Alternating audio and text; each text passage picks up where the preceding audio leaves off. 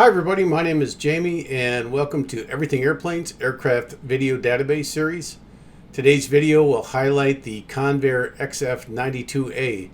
Originally developed as a fighter interceptor, the aircraft was found to be very unstable and was primarily used for testing of the new Delta wing design developed by Dr. Lippisch in Germany during World War II. I hope you enjoy the video, and I'll talk to you when the video is over. Thanks. This is the CONVAIR XF-92A. The XF-92A was the world's first jet aircraft to fly with the radical delta wing configuration pioneered by Germany's Dr. Alexander Lippisch. He proposed a triangle delta wing, so named because it resembled a Greek letter delta. This shape had a number of advantages. A delta wing combined a sharp angle which reduced drag with a large surface area that increased lift. The wing could be built very thin but was still very strong. During World War II, Lippisch built a delta wing glider to test the shape's low-speed characteristics. As the Allied armies advanced to Germany in the spring of 1945, reports about delta wing research were confiscated. Both Lippisch and his glider fell into Allied hands at the end of the war. The NACA wind tunnel research independently confirmed the potential of a delta wing at high speeds. Engineers at Consolidated Vultee, who were designing the XF-92 interceptor, were interested in the delta wing. Conferences with Lippisch convinced them that the delta wing could work. The Consolidated Vultee Model 7002 aircraft was built as a flying mock-up to investigate delta wing behavior at low and high subsonic speeds for the proposed XF-92 delta wing interceptor. Powered by a ramjet with small rockets inside the combustion chamber, it would have been a manned surface-to-air missile with a short range, Mach 1.65 top speed, and a flight time at high altitude of 5.4 minutes. The XF-92's engine was soon determined to be impractical, and the project was canceled in 1948. Although the XF-92 program had ended, the Model 7002 was being prepared to fly. Its role remained that of a test vehicle for the delta wing configuration. The aircraft was delivered to Muroc Air Force Base on April 1, 1948. Its first flight, an inadvertent hop during a high-speed taxi test, was made on June 9, 1948 by Consolidated Vultee test pilot Sam Shannon. The official first flight was made on September 18th, and the Phase 1 testing began. This demonstrated that the aircraft was airworthy and continued through August 1949. The Phase 1 flights were conducted by both Shannon and fellow company test pilot William Martin. With the final flight on August 26, 1949, the aircraft was turned over to the Air Force for Phase 2 testing by Major Charles E. Chuck Yeager. The aircraft was given the Air Force designation XF-92A and carried the serial number of 46-692.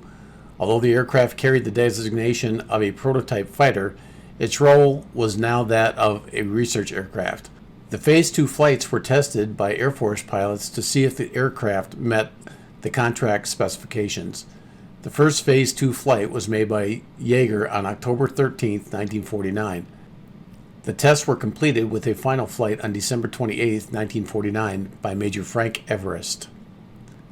The XF-92 Phase 1 and Phase 2 tests were over, but it was flown occasionally over the next 3 years. Primarily, these were tests of the aircraft's performance and its J-3 engine by Yeager and Everest. The XF-92A's most unusual use was in the movie Jet Pilot, for which it was painted as a Soviet MiG-23 fighter. Between May 1950 and July 1951, the XF-92A was at the Consolidated Vultee plant in San Diego. Following its return to Edwards, a fire damaged the tail cone of the aircraft during a ground run on December 3, 1951.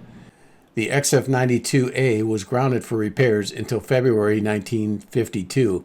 Further problems prevented any additional flights until June of 1952.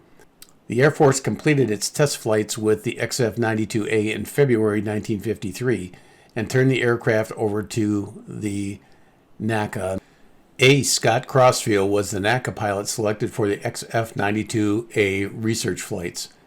Crossfield flew a total of 25 flights in the XF-92A between April 9, 1953 and October 14, 1953. The XF-92A undertook 2 low-speed lateral and directional control flights without the wing fences. These were both made on October 14, 1953. When the XF-92A landed on the lake bed after the second flight, its nose gear collapsed. Crossfield was unharmed, but the XF-92A never flew again. The XF-92 showed that a delta wing aircraft was practical, but as Crossfield noted, the aircraft itself had shortcomings. It had severe pitch-up problems, which often exceeded 6 Gs, and once exceeded 8 Gs. CONVAIR, the new name for Consolidated Vultee, corrected the problems and used the XF-92A experience in the latter development of the F-102 and F-106 interceptors. The Air Force subsequently donated the XF-92A to the University of the South in Sewanee, Tennessee. The aircraft was transferred to the Air Force Museum in 1969, where it is now on display. CONVAIR XF-92A specifications: Crew 1, length 42 feet 6 inches, wingspan 31 feet 4 inches, height 17 feet 9 inches. Power plant: 1 Allison J33A 29 afterburning turbojet, 4,500 pounds of thrust dry, 7,500 pounds of thrust with afterburner. Performance: maximum speed 718 miles per hour. Service ceiling 50,750 feet. Rate of climb 8,135 feet per minute. I hope you enjoyed the video. Thanks for viewing. Thanks for your support. This is Jamie with Everything Airplanes signing off.